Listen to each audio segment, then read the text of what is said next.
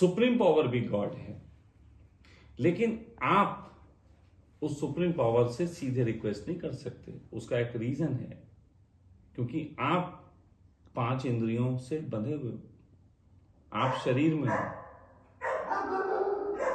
आप जैसे समझ लीजिए ना कि आप हैं, एक गॉड है, एक बड़ी टंकी पानी की, और उसने 50 पाइपलाइंस निकाल दी। ओके, उस 50 में से एक पाइपलाइन में आप हो, ठीक है? तो आपके पास उतनी ही बात कहने के लिए मौका है जितनी आपके पास पावर है। अब 50 पाइपलाइन सेम नहीं है, सब डिफरेंट डिफरेंट हैं, लेकिन निकली तो वहीं से है। निकली वहीं से हैं, लेकिन आप उसको पूरा ना महसूस कर सकते हो, ना पूरा समझ सकते हो, और ना ही पूरा कम्युनिकेट कर सकते हैं। उससे कम्युनिकेशन का तो एक ही ढंग है कि उसने, जबकि वो निकली एक ही जगह से, एक ही टैंक में से, सेम पानी है सबके नहीं नहीं टैंक में। पानी, यही तो बात है, अब हम बता ही नहीं पा रहे। आप ऐसा समझिए, परमात्मा का एक टैंक है, उसमें पानी भी है, अमृत भी है, विष भी है, अग्नि भी है, रेता बजरी भी है, कूड़ा करकट भी है, सब कुछ है, और सबके लिए अलग अलग कनेक्शन है। अब निकले एक जगह से हैं, लेकिन फिल्ट्राइजेशन सबका अलग अलग है। फिर भी अलग अलग क्यों होता है? यही तो बात है, यही तो उसकी ब्यूटी है। वो एक होने के बावजूद अनेक में है, उसकी ब्यूटी यही है। और उस ब्यूटी को ये समझिए कि हम उसको उतना ही ग्रहण कर सकते हैं, उतना ही समझ सकते हैं जितना हमारे पास क्षमता है, उससे अधिक कर ही नहीं सकते। जैसे हम ये सोच सकते हैं, जैसे लोग कहें क्या आपने गॉड को देखा, तो सामान्यतः कोई कहेगा गॉड को नहीं देखा, तो उसको यह भी कहा जा सकता है कि गॉड ने तुम्हें वो आंख ही नहीं दी कि तुम उसे देख सको, उसने वो तुम्हें दी नहीं। वो जानता था कि अगर ये आंख भी दे दी तो फिर तो ये बड़ा बवाल करेंगे, उसने वो दी, हो सकता है उसने दी ना हो, ये भी तो पॉसिबल है, क्योंकि हम सब अलग अलग तरीके, जैसे हम लोग जिस तरीके से इस नेचर को फील करते हैं, ये डॉग अलग तरीके से फील करता है, एक शेर अलग तरीके से फील करता है। फीलिंग्स अपनी अपनी। तो अब ऐसा भी तो हो सकता है कि गॉड ने जो 50 पाइपलाइंस बनाई, उस 50 पाइपलाइन के माध्यम से वो खुद को फील कर रहा हो। सोचने की बात है, हम मिरर के सामने जाते हैं, मिरर से हम अपने को फील करते हैं कि नहीं करते? गॉड भी तो अकेला था, उसे भी तो जरूरत थी हम हैं कैसे, अपने को फील कैसे करें। तो उसने इतनी सारी आंखें बनाई और सब आंखों से खुद को देख रहा है, अपने ही रूपों को देख रहा है, अपनी ही बनाई चीजों को देख रहा है। इसीलिए देखो, और आप कैसे उससे जुड़ सकते हैं? एक तरीका है, सिर्फ एक तरीका है, उसने जो आपको क्षमता दी, आप उसके हिसाब से कार्य करें। आग को दिया जलाना, तो आग ये ना कहे कि मैं बुझाऊंगी, आग जलाए। पानी को दिया कि वो शीतलता दे, तो पानी ये ना कहे आग को तो भाई वो वाला काम दे दिया, हमें वो क्यों नहीं दिया। वो आग को दिया, पानी को शीतलता दी, पानी शीतलता दे। जब भी कोई व्यक्ति अपनी क्षमताओं से हट के कुछ करना चाहता है, तो वो अपनी क्षमताओं के अनुरूप भी काम नहीं कर पाता, और वो अपनी क्षमताओं के अनुरूप काम नहीं करता है, इससे वो संतुष्ट नहीं होता, आनंदित नहीं होता। और जब वो आनंदित नहीं होता, तो वो नेचर को आनंदित होकर निहार नहीं पाता, और जब वो निहार नहीं पाता आनंदित होकर, तो उससे परमात्मा खुश नहीं होता। तो इसलिए जरूरी ये है कि हमें जो दिया हम वो करें, बस हमारे हाथ में उतना ही है, एक कर्म हमारे हाथ में है। मैं इधर बैठा हूं, अगर आप मुझसे बोलते हो ये बास्केट उठा दो, तो उठा के दे दूं मैं, इतना ही कर्म मेरे हाथ में है। फिर इसके साथ आप क्या सलूक करते हो वो आप जानो। तो हम सबके हाथ में जितना है, हम सब उतना ही कर लेना, बहुत बड़ी बात होगी। और एक और बात आज कह दूं, उससे आपको और गहरे सबक मिलेंगे। ये भी कल की ही बात है, जब वो स्वामी जी जिनसे मैं बात कर रहा था, उन्होंने मुझसे कहा कि स्वामी जी हम तो अभी भी भाई लगे हुए हैं ध्यान में। तो मैंने कहा लगे रहो, कभी नहीं पहुंचोगे। कहने लगे ऐसा आप क्यों कहते हैं? मैंने कहा इसलिए कहते हैं क्योंकि तुमने एक जगह इतनी प्रीत लगा ली कि तुम्हें बाकी की दुनिया दुष्ट नजर आने लगी। फिर पहुंचने का रास्ता क्या है, कैसे यही तो बात है। अब आप सोचें, 1 घंटे ध्यान में आपने इतना ज्यादा उम्मीदों से दिया कि फिर आप ध्यान से जब बाहर निकले तो आपको ऐसा लगा दुनिया बड़ी खराब है। और यही 1 घंटा अगर आप ऐसे देते जैसे सामान्य आप और चीजों को देते हैं, और फिर बाकी और चीजों को भी वैसे ही समय देते जैसे सामान्य देना चाहिए, तो आपके 24 घंटे आनंदित हो जाते। लेकिन हम ध्यान को इतना गहरा माने हैं कि उसके अलावा अगर हमें बाजार जाना पड़ जाए तो हमारी आत्मा मर जाती है कि अरे बाजार जाना पड़ेगा, कितनी दुष्ट, कितना बेकार काम। और सोचें कि बाजार में बैठे हुए लोग काम कर रहे हैं, उनके लिए ध्यान बेकार की बात है, वो भी गलती कर रहे हैं। मतलब बेकार यहां कोई कैसे कुछ हो सकता है? बेकार तो कुछ भी नहीं है, यहां सब चीज का अपना कार्य है। और यदि आप वहां हो, जैसे मैंने एक सन्यासी की एक पोस्ट देखी कि कुछ सन्यासी नाच रहे, गए होंगे होली पे नदी किनारे, वहां डेक लगा के नाच रहे, और ऊपर कैप्शन में लिखा हुआ जीवन है तो यही स्वर्ग है, और ऐसा अगर स्वर्ग है तो हमें हर पल चाहिए। यानी कि नाचना गाना नदी किनारे स्वर्ग। अब क्या 24 घंटे नदी किनारे रह सकते हो? नहीं रह सकते। अच्छा 24 घंटे नाच सकते हो? नहीं नाच सकते।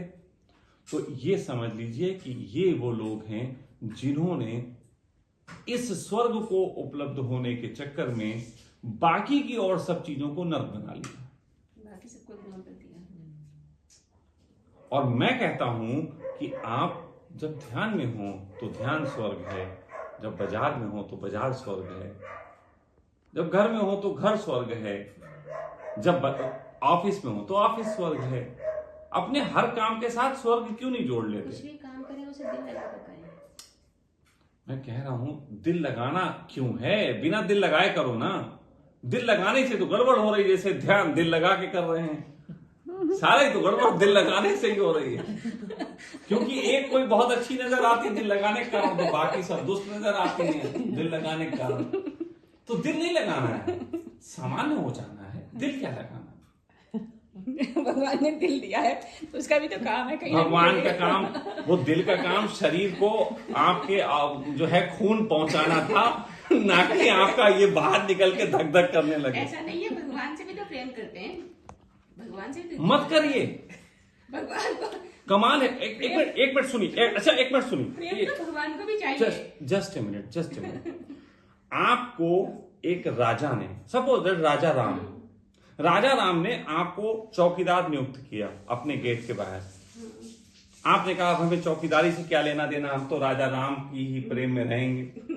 तो राम आपसे खुश होंगे? नहीं खुश होंगे। बात थोड़े समझिए मैं क्या कह रहा हूं। राजा राम को प्रेम नहीं चाहिए। राजा राम ने तुम्हें जो काम दिया उनका काम निपटा लो, प्रेम हो गया। हाँ, वो काम ठीक से जैसे मुझे भूख लगे और मैं कहूं कि दिव्या मुझे भोजन दे दो, दिव्या कहे नहीं जी हमें तो आपको निहार के आनंद मिल रहा है।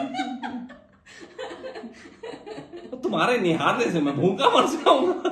श्री कृष्ण के साथ गोपियों का क्या क्या प्रेम था, ये क्या था? वो छोड़ दी, वो लंबी कहानी है। नहीं, जब देखिए, प्रेम की बात आती है कृष्ण के साथ गोपियों का कोई प्रेम नहीं था, कोई भी रत्ती भर प्रेम नहीं था। वो एक बहुत बड़ा प्लान था जो उस समय कृष्ण के साथ मिलके राधा कर रही थी, कृष्ण के माध्यम से कंस को मारने के लिए। सिंपल सी बात, कम शब्दों में सुन लीजिए। लीला कर रहे थे मतलब। देखिए एक मिनट सुनिए, कंस को मारना हो, राजा को मारना है, और एक ऐसे बच्चे को मारना है जो ग्वाले के घर में है, कैसे मारेगा? तो उसे थोड़ी सी मौके मिले। कैसे मौके मिले? अब आप सोचें कि उन्हें वहां पे भेजा गया जिस गांव में राधा रहती। राधा है पत्नी सेनापति अभय की, जो सेनापति है। अब ऐसा समझ लीजिए कि शहर में आपको डीएम की पत्नी जो है मिल गई, और सेनापति भी दुखी है उनसे, और उनकी पत्नी भी दुखी होंगी। तो पत्नी भी चाहती होंगी कि किसी दिन राजा को कोई ठोक दे। फिर एक बालक मिल गया जिसके बारे में पहले से एक अफवाह बनी हुई है कि ये मारेगा। एक माहौल है, लोगों में एक कंट्रीब्यूट करने का उमंग है कि इस बालक के लिए कुछ कंट्रीब्यूट करो। तो ऐसे में क्या था, इधर देखिए, राधा के माध्यम से स्त्रियों को जो बुला बुला के वहां पे मीटिंग की जाती थी, वो सब स्त्रियां वो थीं जिनके पति राज दरबार में सैनिक का काम करते थे। और सारी पत्नियां इकट्ठी हो गईं, पूरा प्लान तैयार, कृष्ण के प्रति सबको तैयार कर दिया गया कि ये जो कहेंगे मानना है। फिर अचानक एक दिन वक्त आता है जब कृष्ण जो थे दाऊ के साथ मिलने जाते हैं कंस को। अब गजब की घटना है, उस समय कंस के पास कोई सैनिक नहीं है, सिर्फ वो अखाड़े में जो है वो लड़ रहा है और कोई सैनिक नहीं। क्या राजा के पास सैनिक ना हो ऐसा होता है? और फिर वहां पे कंस ने ये नहीं कहा कि मैं हट जाओ सब बीच से, मैं इससे लड़ूंगा। भाई कहानी कहती है कि कंस ने पहले जो था अपने पहलवानों को भेजा। अच्छा आप बताइए कि पहलवान के साथ उस समय सैनिक क्यों नहीं भेजे? क्योंकि थे ही नहीं। अगर सैनिक होते तो सैनिकों को भेजता, तो कितने सैनिकों को तुम मार देते। तो हुआ यह था कि सारी औरतों के साथ प्लान था और सब औरतों को यह कहा गया था बस आज अपने पति को मत जाने देना। फिर ये क्यों बोलते हैं कि गोपियों ने प्रेम से पाया, ईश्वर को बिना प्रेम के नहीं पा सकती? फिर ऐसा देखिए ऐसा होता है, जब कोई घटना घटती है तो उसको लिखने के लिए कई तरीके के लोग होते हैं। एक होते हैं वीर रस के कवि, एक होते हैं श्रृंगार रस के कवि, एक होते हैं सांख्य रस के कवि। तो कवियों के प्रकार होते हैं। और होता यह है कि सांख्य रस मैं बोल रहा हूं कि ऐसा ऐसा हत्या का प्लान किया गया था। अब मेरी बात थोड़ी कम सुनी जाएगी क्योंकि सांख्य में लोगों को रस कम है, और मैं ऐसे लिखूं बड़ी प्यारी प्यारी, बड़ी नैन कजरारे नैनों वाली वहां पे स्त्रियां कृष्ण के संग डांस करती थी, उसमें जरा ज्यादा रस है। रासलीला होती। मेरी बात समझिए ना, ग्रंथ है, काव्य में कही गई बात लोग ज्यादा सुनते हैं। आप फिल्म बिना गाने के देखेंगे? जिस चीज में इंटरेस्ट होता है उसी में दिखा दिया उनको करके। पब्लिक की बात समझिए ना, दुखी इंसान को काव्य में रस है।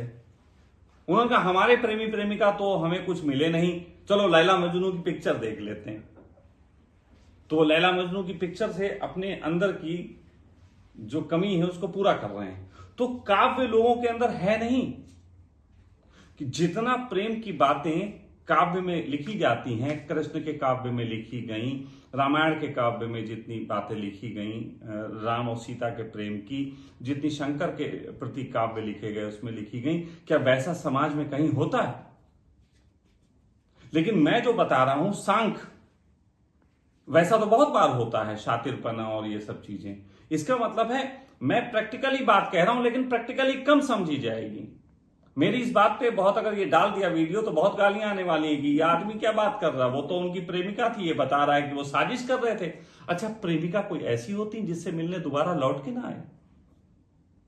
और एक बात बताओ, 16,000 प्रेमिका अगर किसी की हो एक ही गांव में, तो वो तो पूरे गांव को आग लगा देंगी कंस की। वो तो पता लगा महाभारत के मैदान में पहुंच जाती, जहां हो रही थी कुरुक्षेत्र के मैदान में 16,000 आ जाती कि कृष्ण छोड़ो गीता इता, हम सब देखो यहां सीता और सब प्रकार की सब आई हुई हैं,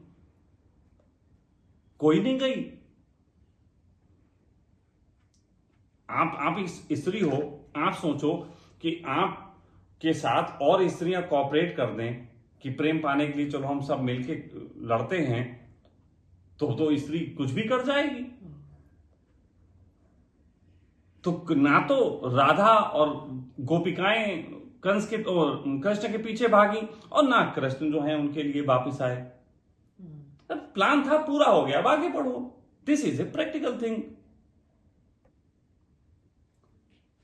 लेकिन अब क्या है ना, मैं हमेशा देखो चीजों को, जैसे यहां कुछ घटना घटे, अब यहां की सूचना हमें कोई दे, तो जब भी कोई मुझे कोई बात कहता है, चाहे कोई भी बात हो यहां की, या कोई बताए कि स्वामी जी आपके बारे में वहां 5 लोग बैठे थे और ये बात चली और आपकी अच्छाई हुई, तो मैं तुरंत कैलकुलेशन कर लेता हूं कि 5 लोग बैठे थे तो मेरी अच्छाई का क्या कारण होगा।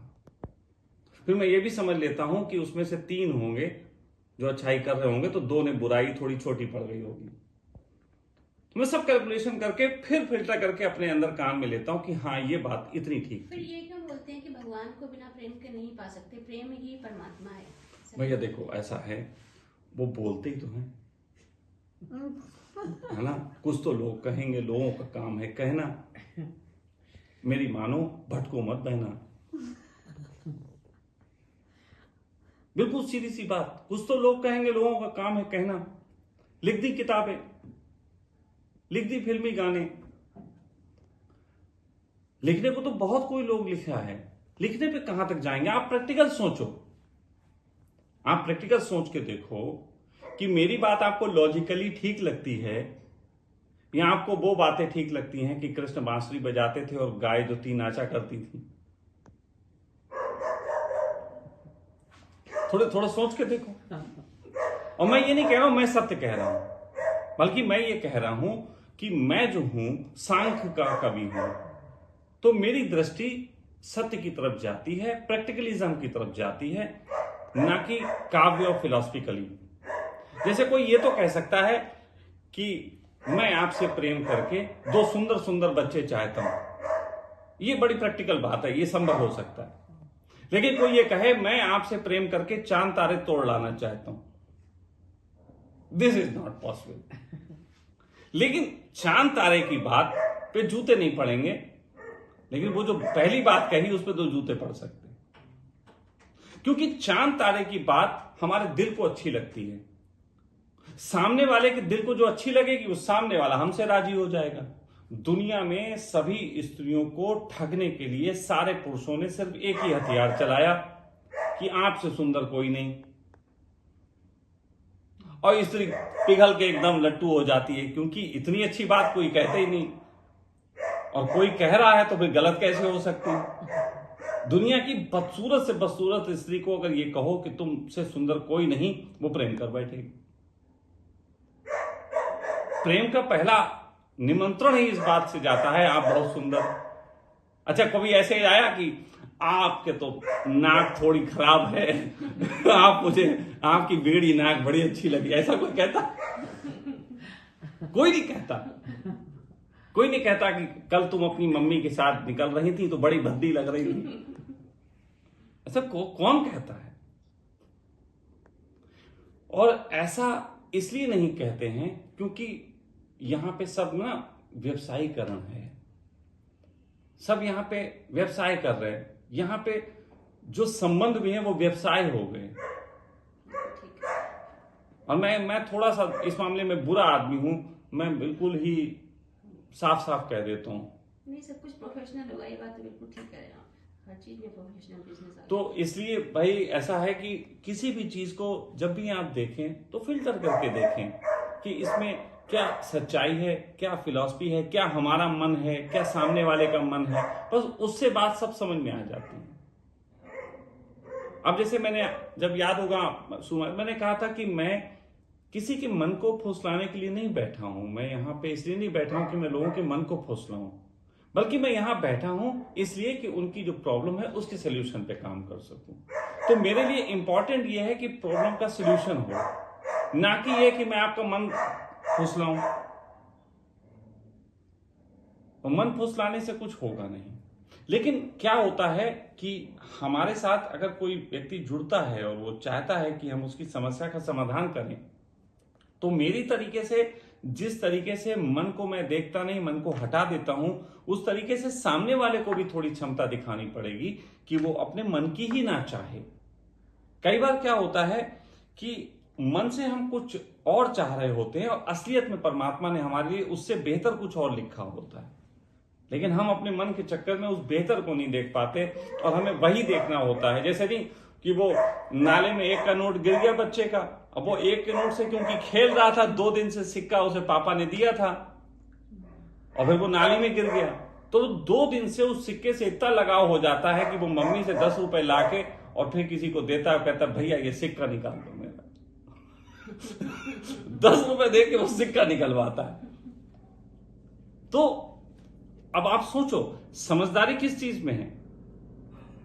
समझदारी इस चीज में है कि हमें 1 से बड़ा 10 मिला था, हमें तुरंत ही एकदम लगना चाहिए था, अरे 10 हाथ में आ गए, अब क्या करेंगे सिक्के का? इसमें समझदारी है? या फिर वो सिक्के में समझदारी कि 2 दिन से हमारे साथ था, हम कैसे खो दें? और यही करते हैं लोग। वो हाथ में आई हुई दौलत नहीं देखते, वो जो नहीं मिली वो पूरा वक्त उस पर निगाह रखते हैं। और मेरी आपको बताऊं, बड़ी सीधी सी फिलॉसफी है, और कई बार इसी फिलॉसफी के कारण कुछ लोग मुझसे नाराज भी हैं, और सच कहें जितने नाराज हैं उससे कई गुना ज्यादा मुझसे प्रेम करते हैं इसी वजह से। और वो ये है कि जब तक कोई मेरे साथ है, मैं आपको बताऊं कि मैं उसके साथ में आनंदित हूं और उसको जीता हूं, और जब वो चला जाता है तो मैं उसे याद भी नहीं करता। ये मेरे मतलब, कुछ लोग इसको बुराई मानते हैं, लेकिन मैं इसको अच्छा ही मानता हूं। जबकि मैं वैसा रह चुका हूं कि पहले मेरे साथ कोई हो, चले जाए, फिर तो मैं तड़प तड़प जाऊं और वो खाना ना खाऊं, 3 दिन तक भूखा रहूं, ये सब करूं, वो वाले वक्त मैंने जिए हैं। और आज मेरा प्रज्ञा ये है कि मुझे नहीं फर्क पड़ता। और यहां तक कि ये इतना क्विक हो गया है, आप विश्वास मानिए, जैसे मैं अभी आपकी तरफ देख रहा हूं, बस आपकी तरफ देख रहा हूं, अगर बात कर रहा हूं आपसे तो फिर आप ही हो, फिर मैं भूल जाऊंगा और कोई है।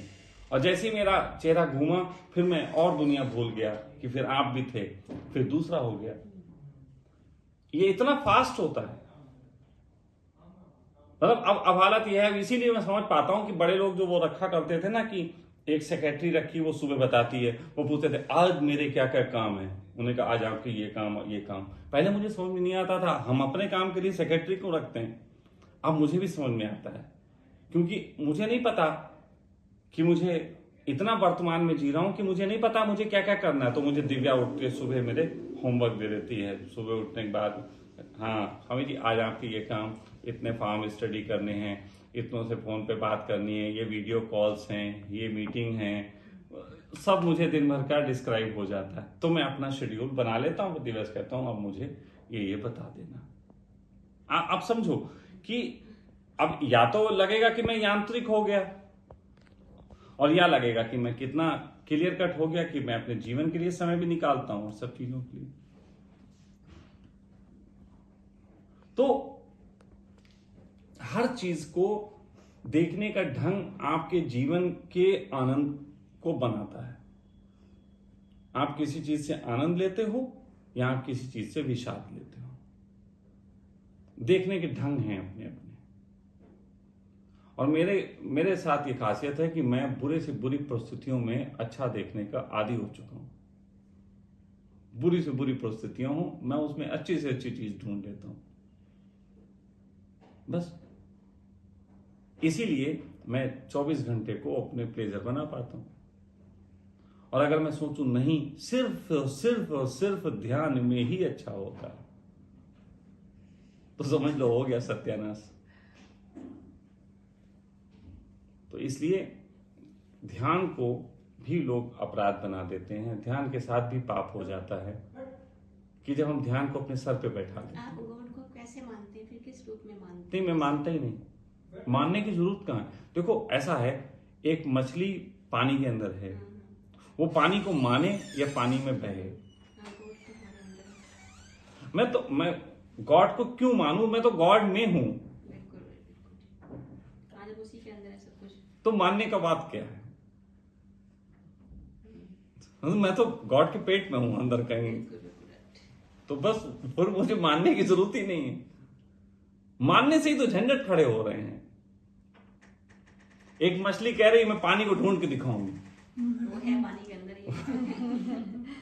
तो पानी को ढूंढ रही है, फिर पानी को ढूंढने में वो क्या ढूंढती है, ज्यादा से ज्यादा वो पानी के अंदर एक मंदिर ढूंढ लेती है, और फिर कहती मैंने ढूंढ लिया। ऐसा करेगी कि जमीन में आएगा, थोड़ा सा पानी रहेगी, उसको पूछेगी। नहीं पानी, हाँ देखो इसने एक बड़ी अच्छी बात कही कि या तो फिर वो पानी से निकल के जमीन पे आ जाएगी सूखे पे, फिर तड़पेगी, फिर जरा सा 2 बूंद पानी मिलेगा और कहेगी बहुत अच्छा।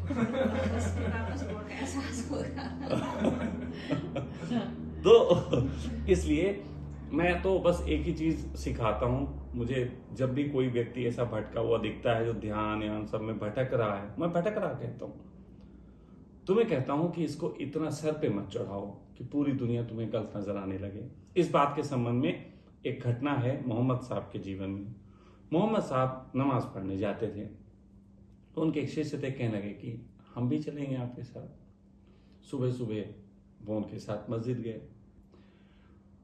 गए तो वहां से जब नमाज पढ़ के लौट रहे थे तो कहने लगे, देखो ये कितने दुष्ट लोग सो रहे हैं, ये देखो वो तो उठे ही नहीं हैं?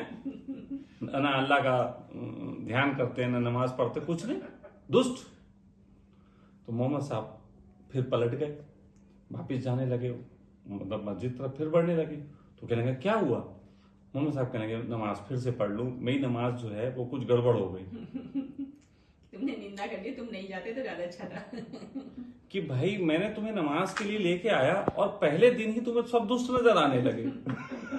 इससे अच्छा तो तुम पहले थे, अब जाते ही नहीं तो अच्छा था। भाई इससे अच्छा तो तुम पहले थे, कम से कम तुम्हें दुष्ट तो नजर नहीं आ रहे थे और तुम पहले दिन ही सब दुष्ट नजर आने लगे। कि एक दिन नमाज क्या पढ़ी और तुम्हें सब बेकार नजर आने लगे। तो अगर ध्यान करने वाले को लगता है कि उस दिन से दुनिया बड़ी बुरी है, इसका मतलब ध्यान से कुछ गड़बड़ है। मैं आपको बताऊं कि जब मैं पहली बार ध्यान से उठा था और निकला था तो मुझे दुनिया इतनी खूबसूरत लगी थी कि मैं लोगों को बता रहा था कि आज दुनिया बहुत खूबसूरत लग रही है। मैं अपने घर वालों से जाके कहा कि आज मुझे बहुत अच्छा, क्यों नहीं किया, खूब किया है, सब चीजों से गुजरा हूं, लेकिन बस इतने कह रहा हूं, जब मैंने ध्यान किया था मुझे पता ही नहीं था इससे भगवान पाया जाता है, और पाने के लिए किया भी नहीं। अब नहीं करते आप? नहीं पहले करते थे, छोड़ दिया आपने? ऐसा होता है, पेट भर जाता है, अपने आप छूट जाता है ना। तो वो सब की हैं हमने, सारी वो हरकतें की हैं जो लोग करते हैं, लेकिन मेरी हरकतें शायद थोड़ी पॉजिटिव रही। मतलब मैं एक तो भगवान पाने के लिए नहीं किया, ना ही मुझे पता था इसे कुंडली जगती और क्या जगती, भाड़ में गया, मुझे कोई लेना देना नहीं। पहले दिन करके निकला, मुझे दुनिया इतनी अच्छी लगी जैसे आंखें साफ हो गई हों, बस मुझे वही मजा था। और आज भी अगर कोई मुझसे पूछे कि आंखें बंद करने के बाद जब खोलो तो क्या मजा होता, तो मैं यही कहूं दुनिया थोड़ी और साफ दिखती। भाई दुनिया थोड़ी और साफ दिखती, इसके अलावा क्या कहेंगे। और ये दुनिया साफ दिखती है, इसीलिए मेरी जिम्मेदारी पड़ जाती है कि मैं इसको और साफ करूं। अगर कहीं गंदगी दिखाई देती है तो मैं साफ भी करता हूं। तब इसीलिए हमें एक जिम्मेदारी लगती है इस दुनिया में कि इतनी खूबसूरत दुनिया बनाई, इसको बिगड़ने ना दो। लेकिन इसके लिए हम तलवार नहीं उठा रहे, ना ही हम कहीं बंदूक उठा के और आंदोलन कर रहे हैं। जितना हमारे सामने कुछ दिख जाता है हम उतनी सफाई कर लेते हैं। अगर मुझे पता लगे कि यहाँ कुछ तकलीफ है, यहाँ कुछ गंदगी है, तो मैं उसको साफ कर लूंगा, बस उतना ही मेरा काम। हमें तो ये थोड़ी ना है कि मुझे कोई फोन करके बोले सखा जी मैंने देखा वहां भी गंदगी पड़ी है, तो सखा जी कोई झाड़ू वाले वहां साफ करने जाए, तो वहां मैं साफ करने नहीं, वहां वो साफ करे, उसने देखी तो वो साफ करे, मुझे दिखेगी तो मैं साफ करूंगा। मैं आज एक शोरूम में गया तो वहां से जब उतरने लगा तो उसने सीढ़ियों पे एक मैट बिछा रखी थी। वो मैट ऐसी थी कि उसके हिसाब से उसने अच्छा काम किया था कि वहां डस्ट रुक जाएगी और फिर अंदर, लेकिन वो मैट ऐसी थोड़ी आगे को आ गई थी कि उस पर स्लिप होके गिर सकता था कोई। मैं गिरते गिरते बचा। तो मैं जब वहां से पहले निकला तो मैं 2 सीढ़ी उतरा संभाल के, और फिर मैं वापस जाके पहले मैंने उस मैट को ठीक किया, क्योंकि मुझे मालूम था फिर और भी लोग निकल रहे हैं तो गिर सकते हैं। तो इतना ही से तो काम है, इतना छोटा सा तो था, इसमें कोई बहुत बड़ा। अब मैं इसके लिए ज्ञान देने नहीं गया उसको मैट वाले खोल के कि सुनो तुमने बड़ी गंदी मैट बिछाई है।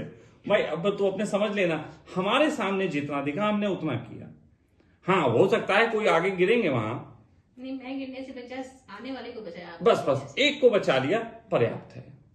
अब ये नहीं है कि मैंने ये फिक्स कर लिया कि जहां भी देखूंगा मैट मैं वहां जाके गाड़ी रोकूंगा, पहले फिर जाऊंगा फिर मैट ठीक करूंगा। तो मैं कोई मैट ठीक करने वाला अभियान नहीं चलाने वाला।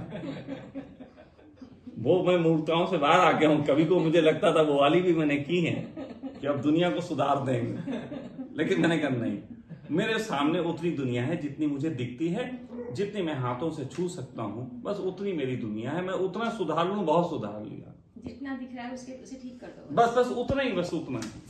इसीलिए मैं यहाँ भी, हमारे यहाँ लोग आते हैं, हम ज्यादातर लोगों से एक बात कहते हैं कि भाई तुम आए हो, हमने कोशिश की, जितना हो सका साफ सुथरा किया, कुछ कमी हो तो हमें बताओ, और दूसरी चीज फिर यहां से जब जाओ तो साफ सुथराई छोड़ जाओ। इतना ही बहुत है, इतना ही बहुत है भाई। तुम्हें हमने साफ दिया, तुम हमें साफ दे देना, बस इतना काफी है। और इतनी सी अगर चीज सीख गए तो जिस तरीके से बच्चे आप आए थे उसी तरीके से इस दुनिया से एक दिन बच्चे की तरह चले जाना है। ये जो 10-20 दिन का खेल यहाँ है, यही पूरी जिंदगी खेल लो तो परमात्मा की गोदी में। इससे ज्यादा कुछ नहीं करना है। लेकिन हम सब सोचते हैं घंटियां बजा बजा के और ध्यान कर करके हम परमात्मा को जगाएंगे। परमात्मा बड़ा नाराज है ध्यान करने वालों से, इसीलिए कहीं भी लोगों को उपलब्ध हुए हैं लोग, ध्यान कक्ष में आज तक कोई उपलब्ध नहीं, मंदिर में कभी किसी को नहीं मिला, और कहीं भी मिल जाए मंदिर में ही नहीं मिलता। ध्यान कक्ष में आज तक कोई बुद्ध नहीं हुआ।